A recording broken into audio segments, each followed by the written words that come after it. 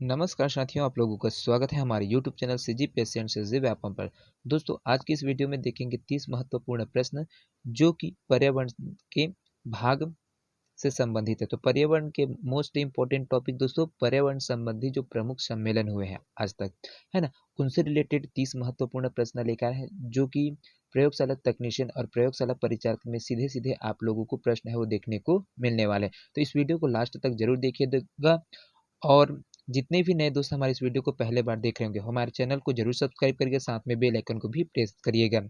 इस वीडियो का पीडीएफ प्राप्त करने के लिए दोस्तों हमारे Telegram channel Eklavya Sahu GK Telegram से है, आप जुड़ सकते हैं। उसका लिंक है वो यूट्यूब का जो डिस्क्रिप्शन बॉक्स है उसमें है वो पिन कर दिया गया, तो आप वहां से जाकर जुड़कर हमारे टेलीग्राम से जुड़कर पीडीएफ है वो प्राप्त कर सकते हैं। तो चलिए दोस्तों, पहला प्रश्न की ओर पढ़ते हैं। पहला प्रश्न बोलता है, मॉन्ट्रियल प्रोटोकॉल किससे संबंधित है? वैश्विक उष्णता को रोकने के लिए ओजोन परत का अवक्षय को रोकने से, वैश्विक उष्णता एवं ओजोन परत अवक्षय को रोकने से, या फिर वैश्विक उष्णता ओजोन परत अवक्षय को रोकने से तथा जैव विविधता की सुरक्षा से। तो यहाँ पर दोस्तों इसका जो सही आंसर हो जाएगा वो हो जाएगा आपको ऑप्शन बी है वो बिल्कुल सही हो जाएगा। ओजोन परत का जो अवक्षय है दोस्तों उसको रोकने से यहाँ पर ये जो मॉन्ट्रियल प्रोटोकॉल है वो संबंधित है। ये मॉन्ट्रियल दोस्तों कनाडा के एक प्रमुख शहर है मॉन्ट्रियल। वहाँ पर 16 सितंबर 1987 को 16 सितंबर 1987 को यहाँ पर है वो सम्मेलन है वो रखा गया था, जिसमें ओजोन परत को जो छीण कर रहे हैं मतलब नष्ट करने वाले हैं उनसे पदार्थ थे, उनके संरक्षण से संबंधित अंतर्राष्ट्रीय सम्मेलन का आयोजन है वो कनाडा में है वो किया गया था। जिसके बाद से इसी सम्मेलन के रखने के बाद से दोस्तों जो 16 सितंबर है ना, 16 सितंबर को प्रतिवर्ष अंतर्राष्ट्रीय ओजोन संरक्षण दिवस के रूप में है वो मनाया जाता है। इसमें घोषणा है वो किया गया था। चलिए अगला प्रश्न की ओर बढ़ते हैं। अगला प्रश्न है यहाँ पर मॉन्ट्रियल प्रोटोकॉल किससे संबंधित है? ओजोन परत के क्षय को रोकना, ग्लोबल वार्मिंग, अम्ल वर्षा, फोटोकेमिकल स्मॉग, या फिर इनमें से कोई नहीं। तो यहाँ पर इसका जो करेक्ट आंसर है दोस्तों वो हो जाएगा आपको ऑप्शन ए है, बिल्कुल सही हो जाएगा। ओजोन परत के जो क्षय को रोकने से संबंधित है जो जो मॉन्ट्रियल प्रोटोकॉल के तहत है वो किया जाता है। इनका जो 16 सितंबर 1987 को है इसका गठन है वो किया गया था, जिसके बाद इसको घोषणा किया गया और प्रतिवर्ष 16 सितंबर को क्या है ओजोन संरक्षण दिवस के रूप में है वो मनाया जाता है। चलिए अगला प्रश्न की ओर बढ़ते हैं। अगला प्रश्न है, कार्बन क्रेडिट का दृष्टिकोण इसमें से किससे शुरू हुआ है? क्योटो प्रोटोकॉल, अर्थ शिखर सम्मेलन, मॉन्ट्रियल प्रोटोकॉल, या फिर G8 शिखर सम्मेलन। तो यहाँ पर जो कार्बन क्रेडिट है दोस्तों उसका जो सीधा संबंध है वो किससे है? तो क्योटो प्रोटोकॉल से संबंध है। यहाँ पर क्योटो प्रोटोकॉल है दोस्तों वो है आपका जो संयुक्त राष्ट्र की जो पहल है उसमें जो ग्लोबल वार्मिंग और जलवायु परिवर्तन की चुनौतियों से निपटने के लिए 1992 में 1992 में यहाँ पर United nation framework convention on climate change, जिसको UNFCC के शॉर्टकट नेम से है ना इसको बोला जाता है, इसका फुल फॉर्म आपको फिर से बता देते हैं। United nation framework convention on climate change है, इसका अस्तित्व है, इसका गठन है वो किया गया था। जिसके बाद से जो जापान के टोक्यो शहर है ना, वहां पर 11 दिसंबर 1997 को है ना, 11 दिसंबर 1997 को UNFCC का जो तीसरा सम्मेलन है उसका आयोजन किया गया और इसमें है ना उसी के तहत इसमें जो प्रमुख रूप से इसका जो उद्देश्य रखा गया था वो तापमान में वृद्धि करने वाले जितने भी गैस हैं, जैसे कि कार्बन डाइऑक्साइड उत्सर्जन करते हैं, कार्बन डाइऑक्साइड, कार्बन मोनोऑक्साइड, ये है ना, तो उसमें जो कमी है लाने के लिए इसका गठन है वो किया गया था। चलिए अगला प्रश्न की ओर बढ़ते हैं। अगला प्रश्न है बहुत ही महत्वपूर्ण प्रश्न है दोस्तों। Rio20 घोषणा पत्र का शीर्षक क्या था? The future we want, the future we seek, the future we have, the future we see, या फिर इनमें से कोई नहीं। तो यहाँ पर जो Rio20 घोषणा पत्र का जो शीर्षक था मतलब जो उद्देश्य था दोस्तों वो है आपका ऑप्शन ए है, बिल्कुल सही जगह द फ्यूचर वी वांट है वो रखा गया था। ये दोस्तों जो रियो है वो ब्राजील का एक प्रमुख शहर है जिसको रियो डी जेनेरियो में है ना इनकी जो स्थापना है 1992 में है वो किया गया था और इसका पृथ्वी सम्मेलन का आयोजन है इस शहर में है वो रियो में है वो किया गया था। ठीक जस्ट इसके 20 वर्ष बाद है दोस्तों यहाँ पर जो आपका जो रियो 20+ सम्मेलन है उसका आयोजन है वो किया गया था, जिसके बाद से ही जो ब्राज़ील का जो शहर है उसको रियो डी जेनेरियो में जो 2012 में, है ना?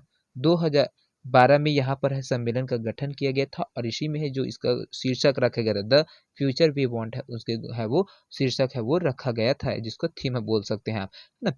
चलिए अगला प्रश्न की ओर बढ़ते हैं। अगला प्रश्न है यहाँ पर, वर्ष 2015 में जलवायु परिवर्तन सम्मेलन कहाँ हुआ था? पेरिस में, क्वेटा में, बॉन में या फिर कोलंबो में या फिर इनमें से कोई नहीं। तो यहाँ पर जो जलवायु परिवर्तन सम्मेलन है दोस्तों वो आपका जो फ्रांस है, फ्रांस की राजधानी पेरिस है, वहाँ पर है इसका गठन है वो किया गया था और इस सम्मेलन का आयोजन है वो किया गया था। इसका जो नवंबर 2015 दोस्तों, यहाँ पर जो नवंबर 2015 में, है ना, नवंबर 2015 में फ्रांस की राजधानी पेरिस में जलवायु परिवर्तन सम्मेलन का आयोजन किया गया था। इसके नेतृत्व करता क्या थे? United nation framework convention on climate change के तहत है वो किया गया था। इस सम्मेलन में दोस्तों कर्क रेखा और मकर रेखा के मध्य स्थित जो देश है वो सब मिलकर अंतर्राष्ट्रीय सौर संगठन है उसका गठन है वो किए हुए थे। चलिए अगला प्रश्न की ओर बढ़ते हैं। अगला प्रश्न है यहाँ पर, हरित राजमार्ग का लक्ष्य क्या है?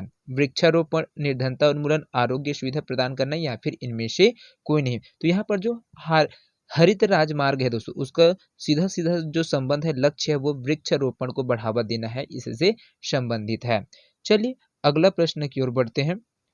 अगला प्रश्न है बहुत ही महत्वपूर्ण प्रश्न है दोस्तों ये, पृथ्वी शिखर सम्मेलन का आयोजन किया गया था काहिरा में, रियो में, डर्बन में या फिर क्योटो में। तो यहाँ पर इसका जो करेक्ट आंसर है दोस्तों वो हो जाएगा आपका ऑप्शन बी है, बिल्कुल सही हो जाएगा। रियो है जो आपका, है ना, रियो ब्राजील में है ना, वहाँ पर है जो पृथ्वी शिखर सम्मेलन है उनका है वो सम्मेलन है वो आयोजित है वो किया गया था।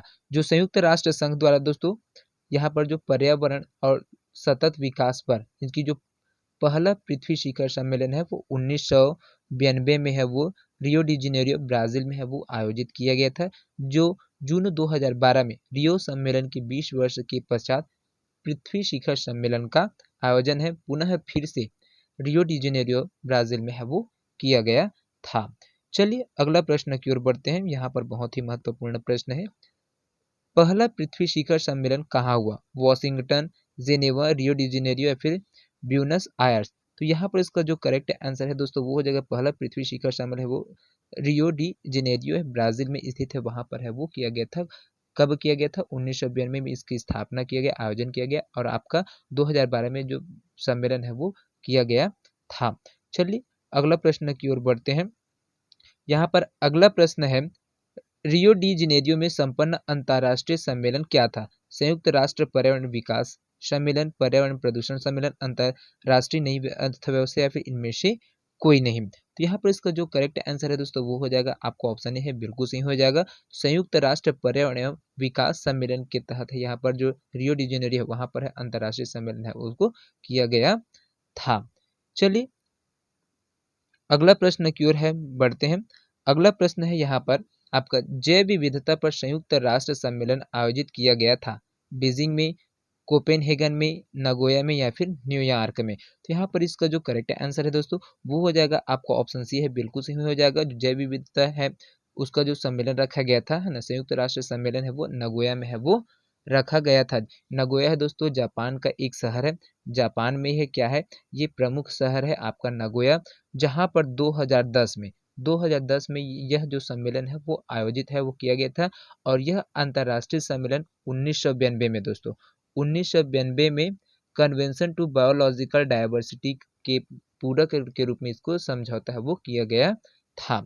चलिए अगला प्रश्न की ओर बढ़ते हैं।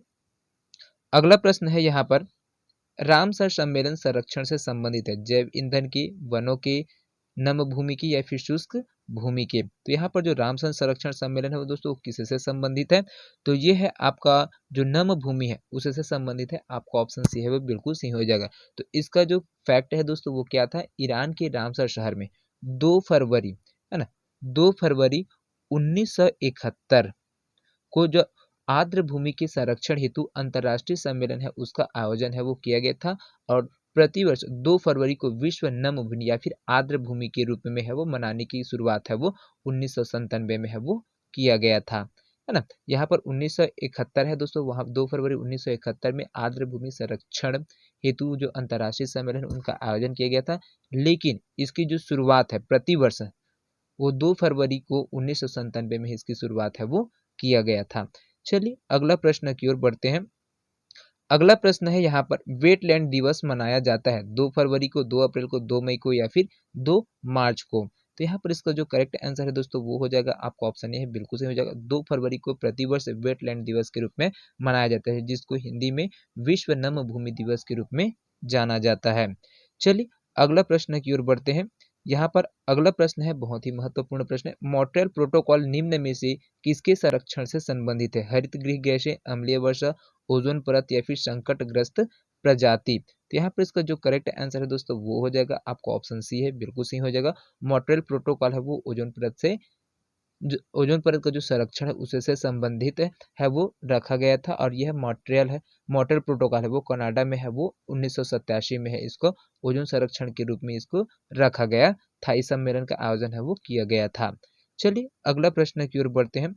अगला प्रश्न है बहुत ही महत्वपूर्ण प्रश्न है। यहाँ पर देखिए, मानव पर्यावरण पर यूनाइटेड नेशन द्वारा प्रथम अंतर्राष्ट्रीय सम्मेलन कब आयोजित किया गया था?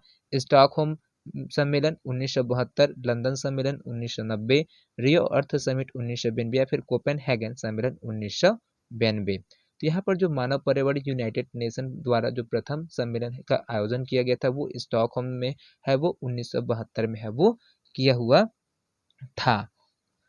ये दोस्तों यहाँ पर यह क्या है, 5 जून है ना, 5 जून 1972, 5 जून 1972 को दोस्तों जो स्वीडन का जो स्टॉकहोम है वहां पर मानव पर्यावरण सम्मेलन का आयोजन है वो किया गया था, जिसके बाद 5 जून को विश्व पर्यावरण दिवस के रूप में है वो मनाया जाता है। प्रतिवर्ष 5 जून को विश्व पर्यावरण दिवस के रूप में मनाया जाता है। चलिए अगला प्रश्न की ओर बढ़ते हैं। अगला प्रश्न है यहाँ पर, क्योटो सम्मेलन किससे संबंधित है? ओजोन क्षयी पदार्थ के विकल्पों को विकसित करने में, कार्बन डाइऑक्साइड तथा अन्य ग्रीन हाउस गैसों के सीमित उत्पादन के संबंध में, या फिर ऊर्जा के प्रयोगों को हटाने में, या फिर वनों के ह्रास को घटाने में। तो यहाँ पर जो क्योटो सम्मेलन है दोस्तों, क्योटो सम्मेलन है उसका जो संबंध है वो आपका ऑप्शन बी है, बिल्कुल सही हो जाएगा। कार्बन डाइऑक्साइड और अन्य ग्रीन हाउस गैसों के सीमित उत्पादन के संबंध में यहाँ पर जो क्योटो सम्मेलन है उसका आयोजन है वो किया गया था। चलिए अगला प्रश्न की ओर बढ़ते हैं। अगला प्रश्न है सूची 1 है उसको सूची 2 से आपको सम्मिलित करना है और आपको इसको करेक्ट आंसर है उसको बताना है। तो मॉन्ट्रियल प्रोटोकॉल संबंध है दोस्तों, वो उसका संबंध है आपका किसे हो जाएगा, यहाँ पर जो आपका तीसरा है क्लोरोफ्लोरोकार्बन है ना, वहां पर ये आ जाएगा क्लोरोफ्लोरोकार्बन है वो मॉन्ट्रियल प्रोटोकॉल है, ओजोन संरक्षण के लिए है वो रखा गया था। पर्यावरण योजना संस्था है, पर्यावरण योजना संस्था है उनका जो संबंध है दोस्तों वो आ जाएगा आपका, यहाँ पर नेरी है उसमें आ जाए, पर्यावरण योजना संस्था है उसमें आपका नेरी से संबंध है वो आ जाएगा। फिर आपका क्योटो कॉन्फ्रेंस है, क्योटो कॉन्फ्रेंस का संबंध है यहाँ पर कार्बन डाइऑक्साइड और ग्रीन हाउस गैसों को सीमित उत्पादन से संबंधित है। और अर्थ समिट विश्व शिखर सम्मेलन है ना, वो है आपका यहाँ पर है वो आ जाएगा आपका चौथा है कार्बन क्रेडिट है उसमें है वो आ जाएगा, अर्थ समिट है वो कार्बन क्रेडिट में है वो आ जाएगा। तो चलिए अगला प्रश्न की ओर बढ़ते हैं। अगला प्रश्न है यहाँ पर 17वां नंबर का प्रश्न है, बहुत ही महत्वपूर्ण प्रश्न है। भारत में गैर पारंपरिक ऊर्जा की संभावना इसमें से सबसे अधिक किससे निकाली जा सकती है? सौर ऊर्जा से, ज्वारीय ऊर्जा से, लहर ऊर्जा या फिर भूतापीय ऊर्जा से। तो यहाँ पर जो गैर पारंपरिक ऊर्जा है दोस्तों उसकी संभावना जो सबसे अधिक निकाली जा सकती है किसमें, तो वो सौर ऊर्जा से है वो निकाला जा सकता है। चलिए अगला प्रश्न की ओर बढ़ते हैं। यहाँ पर अगला प्रश्न है, वातावरण में सर्वाधिक प्रतिशत किसकी है? ऑक्सीजन का, कार्बन डाइऑक्साइड का, नाइट्रोजन की या फिर हाइड्रोजन का। तो यहाँ पर दोस्तों जो सर्वाधिक जो प्रतिशत है वातावरण में है ना वो नाइट्रोजन का है, ये 78% है वो नाइट्रोजन है वो पाया जाता है वह, और इनकी जो प्रतिशत है ना 78% है नाइट्रोजन है वो पाया जाता है। साथ में आपका ऑक्सीजन है वो 20.95% है वो पाया जाता है। कार्बन डाइऑक्साइड की बात करें तो वो 0.003% है वो कार्बन डाइऑक्साइड वातावरण में है वो पाया जाता है। चलिए अगला प्रश्न की ओर बढ़ते हैं। यहाँ पर अगला प्रश्न है आपका, यूनाइटेड नेशन की किस सम्मेलन में प्रतिवर्ष 5 जून को विश्व पर्यावरण दिवस मनाने की घोषणा की गई थी? स्टॉकहोम जून 1972, नई दिल्ली 1982, मॉन्ट्रियल जून 1972 या फिर वियना जून 1992। तो यहाँ पर जो 5 जून को दोस्तों जो आपका विश्व पर्यावरण दिवस मनाया जाने का लक्ष्य है वो रखा गया था। ये स्टॉकहोम जून 1972 में जो सम्मेलन है वो रखा गया था, जिसके तहत यहाँ पर प्रतिवर्ष 5 जून को विश्व पर्यावरण दिवस मनाने की घोषणा है वो किया गया था। चलिए अगला प्रश्न की ओर बढ़ते हैं। अगला प्रश्न है यहाँ पर, ओजोन परत को नष्ट करने वाली पदार्थों को कम करने हेतु विशेष रोकथाम की कूटनीति की वैश्विक सहमति को निम्नलिखित में से कहाँ अंगीकृत किया गया? Kyoto protocol, Montreal protocol, Rio de Janeiro conference, Vienna convention या फिर इनमें से कोई नहीं। तो यहाँ पर इसका जो करेक्ट आंसर है दोस्तों वो हो जाएगा आपको ऑप्शन बी, बिल्कुल सही हो जाएगा, मॉन्ट्रियल प्रोटोकॉल। चलिए अगला प्रश्न की ओर बढ़ते हैं। अगला प्रश्न है यहाँ पर आपका, निम्न में से किसको रियो +10 के नाम से भी जाना जाता है? रियो डी जेनेरियो में अर्थ समिट 2002, जोहान्सबर्ग में धारणक्षम विकास पर विश्व समिट, रियो डी जेनेरियो में धारणक्षम विकास पर संयुक्त राष्ट्र कॉन्फ्रेंस, वॉशिंगटन में सिटीज या फिर इनमें से कोई नहीं। तो यहाँ पर जो रियो 10 है दोस्तों उसको किसके नाम से है वो जाना जाता है? तो यहाँ पर इसका जो करेक्ट आंसर है वो हो जाएगा आपको ऑप्शन बी, बिल्कुल सही हो जाएगा। जोहान्सबर्ग में जो धारणक्षम है, सॉरी क्षारण बोल देता, धारणक्षम विकास पर विश्व समिट का आयोजन किया गया था, वो है आपका, है ना। तो ये 4 सितंबर 2002 को दोस्तों यहाँ पर है वो इस समिट का है वो आयोजन है जोहान्सबर्ग, जो कि दक्षिण अफ्रीका है, वहां पर है वो किया गया था। और इसका जो लक्ष्य है दोस्तों वो क्या रखा गया था? सतत विकास, है ना, सतत विकास दर पर है वो विशेष बल देने के लिए इस आयोजन का है वो रखा गया था। और यह द्वितीय पृथ्वी शिखर सम्मेलन है दोस्तों, वो आयोजित किया गया था। यह दूसरे बार है वो पृथ्वी शिखर सम्मेलन है उसका आयोजन है वो किया गया था। चलिए अगला प्रश्न की ओर बढ़ते हैं।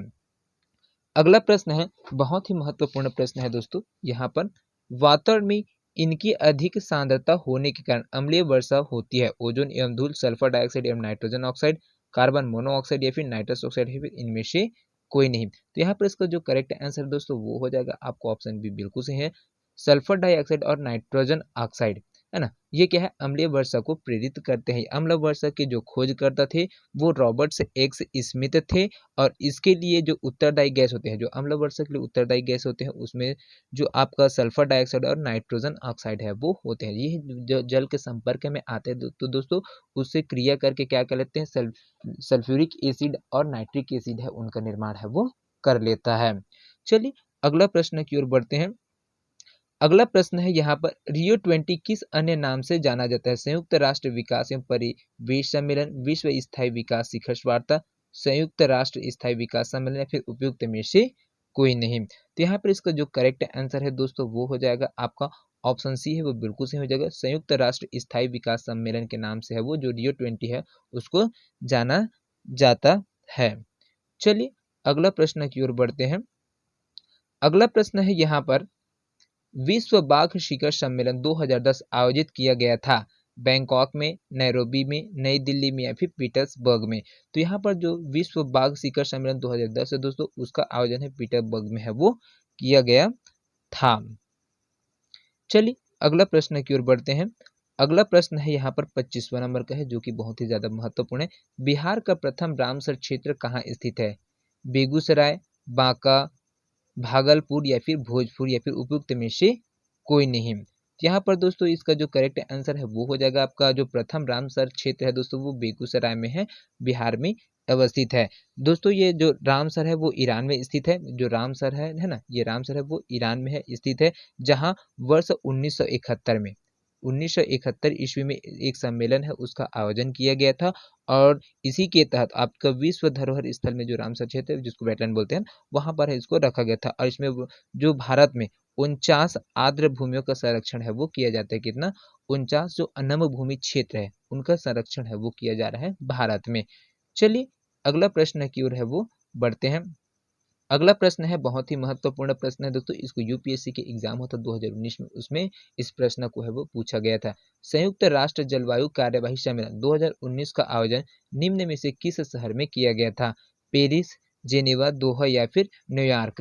तो दोस्तों इसका जो करेक्ट आंसर है वो हो जाएगा आपका ऑप्शन डी है वो बिल्कुल सही हो जाएगा। यहाँ पर जो संयुक्त राष्ट्र जलवायु कार्यवाही सम्मेलन 2019 का आयोजन न्यूयॉर्क शहर में है वो किया गया था, है ना। यहाँ पर जो इसका जो नेतृत्व करता है दोस्तों वो था UNFCCC है, उनके द्वारा है वो इसका इस सम्मेलन का है वो आयोजन है वो किया गया था। और इसका जो शुरुआत किया गया था वो है 1992 में है वो किया जाता है। प्रतिवर्ष इनका जो आयोजन है वो किया जाता है। और ये दोस्तों उस टाइम है जो 2019 में जब पूछा गया तो ये करंट अफेयर में है वो था। तो अभी का जो डेटा है 2024 का वो जैसे ही आएगा तो आप उसको देख लेना, अब बन जाएगा, अभी तक है वो नहीं आया है। चलिए अगला प्रश्न की ओर बढ़ते हैं। अगला प्रश्न है यहाँ पर, निम्नलिखित में से कौन सा सही सुमेलित नहीं है? कार्टेजिना प्रोटोकॉल, बायोसेफ्टी, स्टॉकहोम सम्मेलन, अनवरत जैविक प्रदूषक, मॉन्ट्रियल प्रोटोकॉल, ओजोन परत और क्योटो प्रोटोकॉल जल संरक्षण। तो यहाँ पर जो सुमेलित नहीं है दोस्तों उसको आपको बताना है। तो ये हो जाएगा आपको ऑप्शन डी है वो बिल्कुल सही हो जाएगा। क्योटो प्रोटोकॉल जल संरक्षण से संबंधित नहीं है है ना। तो यहाँ पर जो आपका सही है, क्योटो प्रोटोकॉल का आयोजन है दोस्तों वो 1997 में है वो क्योटो जापान में है वो किया गया था। और यह जो 16 फरवरी 2005 को है वो लागू किया गया था। 16 फरवरी 2005 को है वो इसको लागू है वो किया गया था। चलिए अगला प्रश्न की ओर बढ़ते हैं। अगला प्रश्न है बहुत ही महत्वपूर्ण प्रश्न है यहाँ पर, ग्रीन हाउस गैस प्रोटोकॉल क्या है? तो इसका जो करेक्ट आंसर है दोस्तों वो हो जाएगा आपको ऑप्शन ए है वो बिल्कुल सही हो जाएगा। यहाँ पर जो आपका जो ग्रीन हाउस गैस प्रोटोकॉल है वो यह सरकार एवं व्यवसाय को नेतृत्व देने वाली व्यक्तियों के लिए ग्रीन हाउस गैस उत्सर्जन को समझाने, परिणाम निर्धारित करने एवं प्रबंधन हेतु एक अंतर्राष्ट्रीय लेखाकरण साधन है। चलिए अगला प्रश्न की ओर बढ़ते हैं। अगला प्रश्न है आपका स्टेटमेंट वाला है, उसमें आपको जो कोड में है बना है वो उसमें बताना है। ये भी 2019 में यूपीएससी के एग्जाम हो तो उसमें से इस प्रश्न को है वो लिया गया है। तो गहरी कार्बन वेधशाला DCO के संबंध में निम्न कथनों में से कौन सा सही है? यह वैश्विक अनुसंधान कार्यक्रम पृथ्वी पर कार्बन की भूमिका को आगे बढ़ाने के लिए है। यह गहरी माइक्रोबियल पारिस्थितिकी तंत्र के क्षेत्रीय अवलोकन के लिए है। तो यहाँ पर जो स्टेटमेंट है दोस्तों कौन कौन से सही है? तो यहाँ पर जो आपका ऑप्शन सी है वो बिल्कुल सही हो जाएगा। दोनों स्टेटमेंट है दोस्तों वो बिल्कुल सही है। कारण क्या है कि यहाँ पर जो गहरी कार्बन वेधशाला एक 10 वर्षीय कार्यक्रम है दोस्तों, जिसमें पृथ्वी का कार्बन की मात्रा, गतिविधि, रूप व उद्गम को समझाने में है वो क्या है, सहायता है आपको मिलता है। चलिए आज के सेशन का अंतिम प्रश्न है, 30वां नंबर का प्रश्न है जो कि बहुत ही ज्यादा महत्वपूर्ण है। तो निम्नलिखित गैसों में कौन सी एक गैस धरती पर जीवन के लिए हानिकारक और लाभदायक दोनों होते हैं? ऑक्सीजन, ओजोन, नाइट्रोजन या फिर कार्बन डाइऑक्साइड। तो यहाँ पर दोस्तों इसका जो करेक्ट आंसर है वो हो जाएगा आपका ऑप्शन डी है वो बिल्कुल सही हो जाएगा। कार्बन डाइऑक्साइड एक ऐसी गैस है दोस्तों जो धरती पर जीवन के लिए जो हानिकारक भी होता है और लाभदायक भी होता है। तो दोस्तों ये 30 प्रश्न आप लोगों को कैसा लगा कमेंट के जरूर बताइएगा। वीडियो पसंद आया होगा तो ज़्यादा से ज़्यादा लोगों तक है जरूर शेयर करिए। तो मिलते हैं दोस्तों अगले वीडियो में, तब तक के लिए जय हिंद, जय Chhattisgarh. Thank you so much दोस्तों।